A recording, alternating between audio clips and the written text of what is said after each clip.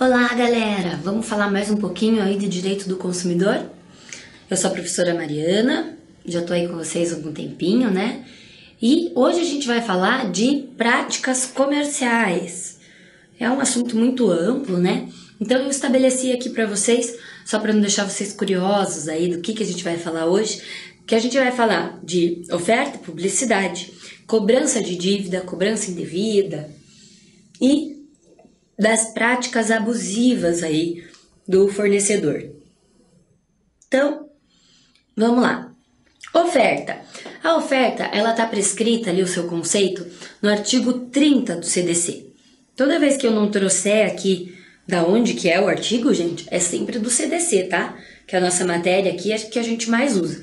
Quando for do Código Civil, quando for da Constituição Federal, eu vou trazer do ladinho. Mas por enquanto não se preocupem aí com isso, tá? Então, segundo o CDC, oferta é toda informação ou publicidade suficientemente precisa, veiculada por qualquer meio ou qualquer forma ou meio de comunicação com relação a produtos e serviços oferecidos ou apresentados, que obriga aí o fornecedor que vier a veicular ou dela se utilizar e integra o contrato que vier a ser celebrado. Então, gente, a oferta, nesse artigo aqui a gente já consegue ver bastante coisa sobre ela. Que ela vale, né? Toda vez que ela for veiculada ou que o fornecedor se utilizar dela, que ela integra o contrato, ou seja, o consumidor, ele pode fazer valer ali a oferta que ele recebeu. Ele pode fazer com que o fornecedor seja obrigado a cumprir com aquilo ali que ele veiculou, mesmo que ele se negue ali no momento, né, da contratação. Então, oferta é isso, gente. É qualquer informação que chegue ao consumidor que seja suficientemente precisa. Você entendeu ali que a pessoa está vendendo, que é aquele valor, que é exatamente aquele produto, tal? O fornecedor tem que cumprir aí com essa oferta que ele proporcionou. Artigo 31 aqui vai dizer pra gente o seguinte, que a oferta tem que ser clara, que ela tem que passar as informações corretas, precisas, de modo ostensivo. E aqui no Brasil, obviamente, ela vai ter que ser em língua portuguesa. Vai ter que falar das qualidades, da quantidade, da composição do produto, né, o preço, a garantia, o prazo de validade, a origem, bem como os riscos que ela for apresentar aí, aquele produto ou serviço for apresentar para o consumidor. Parágrafo único, então, vai dizer que as informações de que tratam esse artigo nos produtos refrigerados vão ter que ser aí gravadas de forma indelével. O que é isso, professora? O que é indelével? Gente, indelével é indestrutível, de uma forma que não se destrua. Por quê? Porque se você coloca uma etiqueta ali que não seja resistente à água e o produto vai ficar no congelador, vai sair ali ou a tinta ou pode sair a etiqueta toda, né? Então tem que ficar a validade do produto de forma que o consumidor vá conseguir ver depois, né? Não que ela se perca aí, que ela se destrua ao longo do tempo. E os fabricantes e os importadores, né, segundo o artigo 32, vão ter que assegurar a oferta de componentes e peças de reposição, enquanto não cessar a fabricação de importação, né, ou a importação do produto. Isso acontece bastante com carro, né, gente? Pensa que você compra um carro e aí, ano que vem já não tem mais peça desse carro. Aí batem no seu carro, você não consegue consertar o carro, porque não tem peça mais. Complicado, né? Então eles têm que assegurar essa oferta aí das peças, enfim, enquanto não cessar a fabricação ou a importação daquele produto. Então, o parágrafo único vai dizer o seguinte, que cessada a produção ou a importação, a oferta deve ser mantida por um período razoável, na forma da lei. Só que isso daqui é uma coisa subjetiva, né, gente? A gente não sabe qual que é o período razoável. A gente pode ter um carro que parou de fabricar e dali 5 anos você precisou de uma peça. Será que dali 5 anos é um período razoável para parar de tá fornecendo ali a peça ou não? Será que é um prazo bom? A gente não tem como saber. Então fica aí essa brecha, né? Para o fornecedor aí se aproveitar. E o artigo 33. Em caso de oferta ou venda por telefone ou reembolso postal, deve constar o nome do fabricante, endereço na embalagem, publicidade e em todos os impressos utilizados na transação comercial. Então, para que não aconteça de você não ter para quem reclamar. Se você comprou por telefone, você não foi na loja, você não sabe onde fica. Então tem que vir o nome do fabricante aí na embalagem, na publicidade, em alguma coisa que venha com o produto, para que você saiba de onde que veio e possa reclamar se você precisar. Parágrafo único.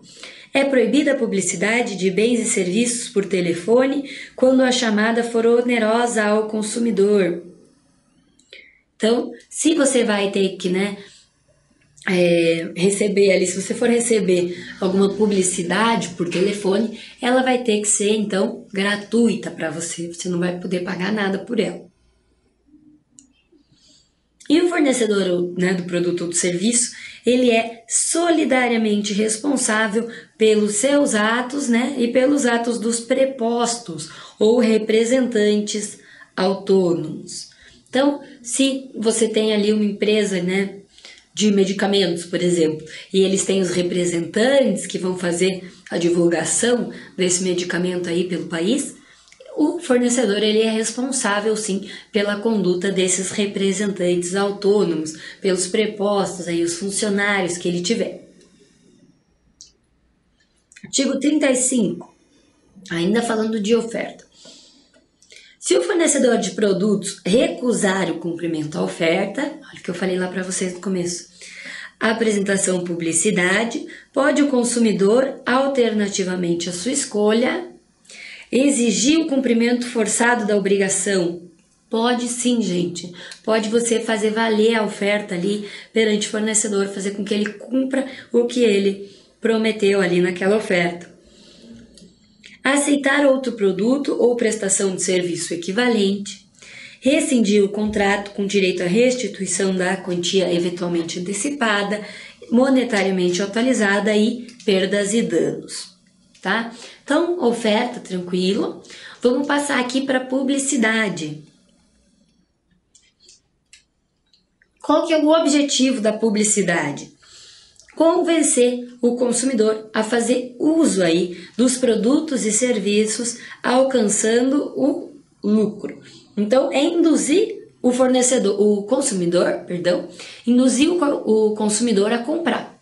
Então, sabe aquelas propagandas que, se você passar esse creme, sua pele vai ficar maravilhosa, você vai conquistar todas as mulheres, ou então beba cerveja, aquelas coisas que agora já não pode mais, que a cerveja fazia o cara ser o bonzão da balada, o desodorante, que tinha aquele desodorante, e aí o cara ficava cheirosão e ia lá numa festa conquistar todas as meninas. Então, isso é uma forma de publicidade, de você induzir, de você convencer o consumidor a comprar o seu produto. Mas tudo tem limite. Não pode fazer uma publicidade enganosa, uma publicidade abusiva, se aproveitando aí do consumidor. Então, a publicidade, ela também vincula o fornecedor. Ela deve ser veiculada, de forma fácil e imediatamente identificada como uma publicidade. Sabe às vezes que a gente está vendo novela e aparece lá as pessoas da novela, nossa, você comprou esse produto, deixa eu ver, e daí aparece a sacola com o nome da loja ali, ou da marca, e as pessoas ficam lá conversando quanto foi bom ela comprar aquele produto e etc. Aquilo lá chama merchandising e é uma forma de publicidade. Vai estar escrito ali no final da novela, naqueles créditos finais, merchandising marca tal, porque o consumidor precisa ser avisado de que aquilo ali é uma forma de publicidade. Mas você deve estar se perguntando aí, publicidade, propaganda, você até às vezes confunde esses dois termos. Vamos ver a diferença aqui para você não confundir mais. Publicidade, ela tem fins comerciais, envolve remuneração, a intenção de lucro. Mas a propaganda, ela vai ter um caráter mais ideológico, esse fim político, social, cultural, e não visa o lucro. Essas propagandas do governo de vamos proteger o meio ambiente, doe agasalho, né, para as pessoas aí que estão passando frio no inverno, ou use camisinha no carnaval, tudo isso são formas de propaganda, não se vende nada. Se passa, se transmite uma ideia, né, uma cultura, enfim, mas não é uma publicidade, então vai ser uma propaganda. Então, aqui no Direito do Consumidor, a gente só vai falar de publicidade. Quando que uma publicidade ela é enganosa, então? Vai estar no artigo 37. Escrevi tudo errado. Publicidade. Meu Deus, que horror. Publicidade. A publicidade ela é enganosa quando ela for inteira ou parcialmente falsa, né, por qualquer modo ou por omissão, capaz de induzir o consumidor a erro. É a respeito da natureza, característica, qualidade, quantidade, propriedade em origem, preço, qualquer dado do produto e do serviço. Então lembra que eu falei para vocês na outra aula que você olha aquele sanduíche maravilhoso, enorme, nossa, cheio ali de coisa gostosa dentro, bacon e mostarda e queijo e aquele hambúrguer grosso. Aí, quando chega o sanduíche na sua mesa, o pão é feio, nem vinha tanto bacon assim, nem vinha tanto queijo assim, o hambúrguer tá feio, vem aquele pão horroroso para você comer. Então isso é uma forma de publicidade enganosa, porque você tem menos quantidade, né, do que parecia ali na propaganda, na publicidade. Agora a gente não pode mais confundir, hein? Não pode mais falar propaganda sendo que é publicidade. Então me corrijam aí, por favor. Então vai ser ali enquanto, né, a qualidade, a quantidade, etc. Porque vai estar enganando o consumidor aí, essa publicidade. E a publicidade vai ser abusiva quando incite a violência, explore o medo, a superstição, se aproveite da deficiência de julgamento ou experiência aí de uma criança, desrespeite valores ambientais ou seja capaz de induzir o consumidor a se comportar de forma prejudicial ou perigosa à sua saúde ou segurança. Então, uma publicidade abusiva, ela vai fazer mal para o consumidor, ela vai fazer com que o consumidor haja, né, de outra forma, não a que ele costumava agir. Ele vai se tornar agressivo, ele pode causar um mal para sua própria saúde, ou ele vai induzir uma criança a falar para ela, né, por exemplo, você não pode viver sem essa boneca. Como que você vai viver sem a sua boneca? Ela é sua melhor amiga. Se você ainda não comprou essa boneca, você não tem uma melhor amiga. Aí a criança vai ficar desesperada. Então você não pode aí se aproveitar do consumidor em nenhum sentido. E também não pode causar nenhum mal para a saúde nem para a segurança. Lembram? Saúde e segurança do consumidor. A Constituição Federal aí, no artigo 220, ela vai falar o seguinte: a propaganda comercial do tabaco, bebidas alcoólicas, agrotóxicos, medicamentos e terapias estará sujeita a restrições legais, nos termos do inciso 2º do parágrafo anterior, que conterá, sempre que necessário, advertência sobre os malefícios decorrentes do seu uso. Então, lembram que antigamente, não sei quantos anos você tem aí, mas seus pais com certeza vão poder contar isso para você. Antigamente existia aquela propaganda de cigarro que vinham homens bonitos, né, e saudáveis em cavalos brancos e tudo mais, mostrando que a pessoa que fumasse, ela ia ter ali, né, aquela aparência sadia, que ela ia ser bonita, que o cigarro ia torná-la popular, enfim. Então, estava fazendo o quê? Escondendo a realidade do tabaco. Porque a gente sabe que se a pessoa fumar, ela pode ter aí prejuízos na sua saúde. Então, agora, a partir aí, né, da nossa Constituição, tem que mostrar, na propaganda e na publicidade, ó, eu acabo falando errado também, mas é costume, né, gente? Na publicidade aí do cigarro, vai ter que falar, olha, o cigarro, ele causa mal para a saúde, ele pode gerar câncer, ele pode, enfim, todos os malefícios ali tem que estar prescrito, né, na publicidade.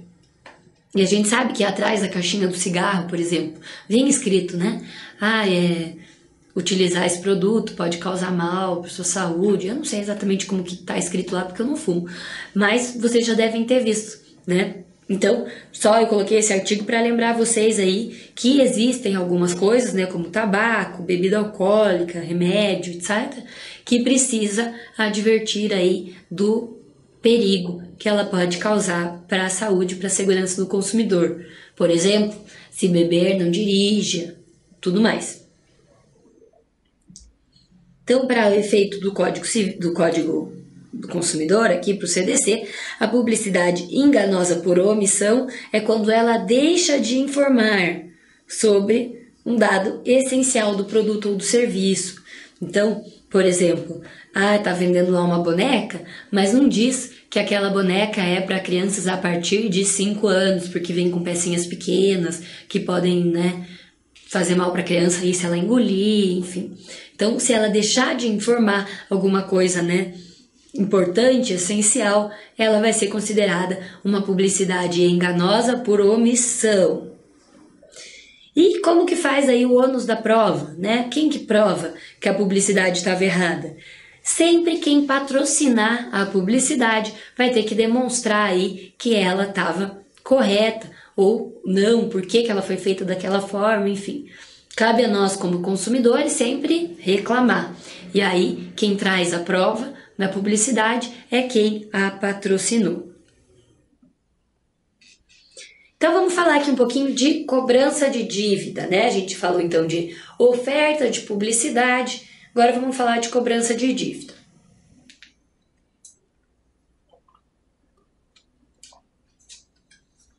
Cobrar a dívida é um direito do fornecedor, mas ele também não pode fazer como ele bem entender.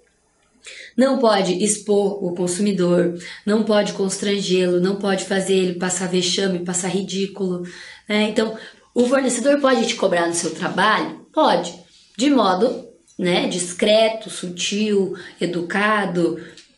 Ele não pode colocar um alto-falante lá no seu trabalho e falar: você, fulano de tal, não pagou, vem aqui fora pagar sua dívida e tal. Não pode fazer isso, porque você está expondo o consumidor ao ridículo. E também não pode ameaçar o consumidor. Olha, se você não pagar, você tem tantos dias para pagar. Se você não pagar, hein, você vai se dar mal. Não pode fazer isso também o fornecedor. Então, quando vier uma cobrança de dívidas aí na sua casa, ela tem que explicar, né, exatamente quem que deve pagar a dívida. Vai ter que estar o nome da pessoa, o CPF, ou então, se for no caso, né, de pessoa jurídica, o CNPJ, explicando quem que tem que pagar aquela dívida. E se o fornecedor cobrar a pessoa aí de um modo vexatório, ameaçar, enfim, vai ser, né, considerado uma cobrança ali inadequada. Mas existe também a cobrança indevida, que às vezes as pessoas confundem muito. O que é cobrança indevida? É aquela que não deveria ter sido feita. E se o consumidor acabar pagando por essa cobrança que não mereceu, né, que ele não devia ter pago, ele pode pedir em juízo depois o dinheiro de volta e a repetição do indébito, ou seja, você recebe o valor que você pagou em dobro, porque você pagou uma cobrança indevida, porque você não podia ter sido cobrado daquilo. Então vamos ver o que o artigo 42 vai falar aqui. Parágrafo único. O consumidor, cobrado em quantia indevida, tem direito à repetição do indébito por valor igual ao dobro do que pagou, em excesso acrescido de correção monetária e juros legais, salvo em hipótese de engano justificável. Então, só não vai receber o dinheiro de volta se for em hipótese de engano justificável.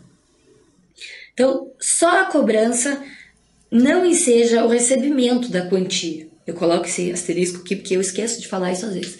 Então, Se você recebeu uma cobrança indevida na sua casa e você não paga, você não pode entrar em juízo pedindo a repetição do indébito, porque você não pagou errado. Então o que você quer de volta, gente? Né? Só você ser cobrado errado não tem problema. A pessoa não pode levar seu nome lá, né, pro CEPROC, pro Serasa, esses cadastros, bancos aí de consumidores. Mas se você pagar indevidamente, aí sim você tem direito à repetição do indébito. Se você não pagar, não tem do que você reclamar. Então, e as práticas abusivas aí? São várias modalidades de práticas abusivas que o fornecedor pode acabar ali incorrendo, né? Na hora de fornecer o produto, na hora de fazer a oferta desse produto, na hora de fechar o contrato com o consumidor. São várias hipóteses. E todas elas estão previstas ali no artigo 39. Então, venda casada ou venda quantitativa é fazer o consumidor comprar, né, de uma forma que ele não desejava. Por exemplo, você só pode comprar o shampoo se você comprar o condicionador. Aí você está comprando 2 produtos, sendo que você só queria um. Sabe aquelas escolas de línguas que daí eles falam, o curso é tanto, mas você tem que comprar o livro só tem para vender aqui, porque é a dona da escola que escreve, por exemplo. Só vende aqui, o livro é mais tanto. Está condicionando a venda do livro com a venda do curso. E isso é considerado aí uma prática abusiva, porque vai ser uma venda casada.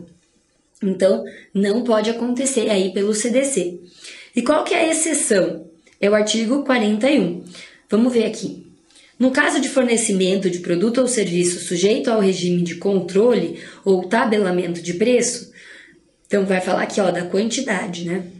Os fornecedores deverão respeitar os limites oficiais sob pena de, não o fazendo, responderem pela restituição da quantia recebida em excesso, monetariamente atualizada, podendo o consumidor exigir à sua escolha o desfazimento do negócio, sem prejuízo de outras sanções cabíveis. Então, gente, se, por exemplo, vocês aí vão naquelas promoções, publica lá na TV, sabonete tal marca de R$5 por R$1,99. Aí você vai lá, você quer levar a prateleira toda de sabonete para sua casa, porque é uma super economia. E aí eles vão lá e condicionam você, né, a quantidade. Então você só pode levar 3 sabonetes por pessoa. Então eles têm que avisar na hora da publicidade, não pode fazer isso a hora que o consumidor está lá, tem que ser informado ao consumidor aí de maneira ostensiva, tá? Recusa o atendimento às demandas dos consumidores. O fornecedor ele não pode deixar de atender o consumidor por causa de preconceito ou selecionar aí os consumidores, né, por algum motivo. Então, não pode. Se ele está colocando esse produto ou serviço aí no mercado, ele tem que atender todo mundo. Letra C aqui, fornecimento não solicitado. Sabe quando você recebe em casa cartão do banco, ou então recebe medicamento quando você vai no médico para você experimentar, ou para você começar usando aquele depois você compra outro. Enfim, tudo que vier que você não solicitar é considerado como amostra grátis. Mas tem uma coisa aí no cartão de crédito que costuma aparecer aí na prova de vocês, da ordem. O cartão de crédito chegou na sua casa, você nunca foi naquele banco, você não pediu por aquele cartão, mas aí o cartão chegou e você começa a utilizar o cartão. Você liga naquele número, desbloqueia o cartão e faz uso do cartão aí. E a hora que chegou a fatura, você vai falar: a professora falou que era amostra grátis, eu usei. Pelo amor de Deus, não me façam isso. Quando você liga para desbloquear o cartão, é uma forma de você aceitar aquela oferta ali que o fornecedor está fazendo para você. Então, deixa de ser uma amostra grátis e você vai estar aceitando, né, aquele serviço do banco para você. Então, você tem que sim pagar aquela conta que você fez se você usou aquele cartão de crédito. Mas, se você receber remédio, comida, qualquer outra coisa que você receber que você não pediu, vai ser considerado como amostra grátis. prevalecer-se da fraqueza ou ignorância do consumidor, tendo em vista sua idade, saúde, condição ou conhecimento social, para impingir-lhe seus produtos ou serviços. Então, às vezes, né, você está conversando ali com um senhorzinho, apresenta um contrato para ele tá sem óculos, você é tão legal, ele fica sem graça de te dizer não, e ele acaba assinando o contrato, mas ele não leu porque ele estava sem óculos. Você está se aproveitando aí desse senhor para fazer ele consumir o seu produto, contratar seu serviço. Então isso também é considerado prática abusiva aí pelo CDC. Exigir do consumidor vantagem manifestamente excessiva também é considerado uma prática abusiva. Exercer serviço sem a prévia elaboração de orçamento. Então, o artigo 40 vai dizer o seguinte, que no orçamento vai ter que estar constando ali o valor, né, da mão de obra, dos materiais, dos equipamentos, as condições de pagamento e a data do início e do fim, né, do serviço ali contratado. O orçamento vai ter uma validade aí de no mínimo, né, 10 dias, a não ser que o fornecedor te forneça o fornecedor te forneça, ficou ótimo, né? A não ser que o fornecedor ele dê para você um contrato que valha por mais tempo, por 15 dias, 20 dias, aí foi negociado, né, com o fornecedor. Mas o CDC traz para você que o orçamento tem prazo de 10 dias. E uma vez aprovado um orçamento, ele vai vincular as partes. E somente vai ser modificado aí o contrato desse orçamento, né, por negociação entre as partes. Então, o que acontece? Às vezes você está lá, teve seu orçamento, contratou o serviço, e no meio do serviço, pode ser um serviço de pintura, o pintor olha para você e fala, olha, eu não vou conseguir terminar essa parede aqui, o senhor vai ter que pagar um terceiro aí para me ajudar, eu conheço ele lá, meu vizinho, tá? Ele vem me ajudar amanhã, mas o senhor vai ter que pagar. Se não tiver previsto no orçamento, gente, não tem que pagar. Isso costuma cair em prova. Então, se for para contratar um terceiro para terminar aquele serviço que está previsto ali no orçamento, seja por causa da qualidade ou por causa do tempo, né? Tem que ficar tempo. O orçamento te promete que termina tal dia, mas o pintor não vai conseguir terminar naquele dia. E aí fala para você contratar mais uma pessoa ali, um terceirizado, para terminar. Não tem essa, o consumidor não precisa pagar além daquilo que estava previsto no orçamento, a não ser que seja alguma coisa a mais, que não esteja no orçamento. E aí vai ter que ser negociado com o fornecedor. Atenção! Fica o consumidor isento de qualquer ônus ou acréscimos decorrente da contratação de serviços por terceiros, ali, ó, não previstos no orçamento prévio. Eu falo as coisas e depois está no meu slide, daí eu vejo que eu antecipei. Letra G aqui, ó. Repassar informação depreciativa referente a ato praticado pelo consumidor no exercício dos seus direitos. Ficar falando mal aí do consumidor para os outros fornecedores, falar que o consumidor é barraqueiro, que não é para eles atenderem, enfim. Isso também é considerado uma prática abusiva. Inobservância de normas técnicas, claro que aí vai estar deixando alguma coisa passar, né? A qualidade, quantidade aí. Então, tem que observar as normas técnicas. Recusa de venda de bens ou a prestação de serviços diretamente e à vista, ressalvados os casos de intermediação regulados em lei. Então, se você quer pagar, o fornecedor não pode falar, não, hoje você não vai pagar não, porque eu não aceito pagamento à vista, só mês que vem. Não faz nem sentido, né, gente? Elevar sem justa causa o preço de produtos ou serviços. Se aumenta o valor, tem que aumentar a qualidade do produto ou do serviço, ou a quantidade. Tem que ter uma razão para existir aí a elevação do preço, o aumento desse preço. Então, se for sem justa causa, é prática abusiva. Inexistência de prazo para cumprimento da obrigação assumida pelo fornecedor. Então, por isso que, né, a gente fala que o contrato, lá, o orçamento, tem que ter a data do início e do término do serviço, porque senão começa e nunca termina, e aí ele pega vários outros serviços e o seu tá lá sem terminar. Então tem que ter a data final aí para o cumprimento da obrigação. aplicar fórmula ou índice de reajuste diverso do legal contratualmente estabelecido. E acabou. Achei que tinha mais. A gente se empolga nessas coisas das práticas abusivas aí, é uma parte tão legal.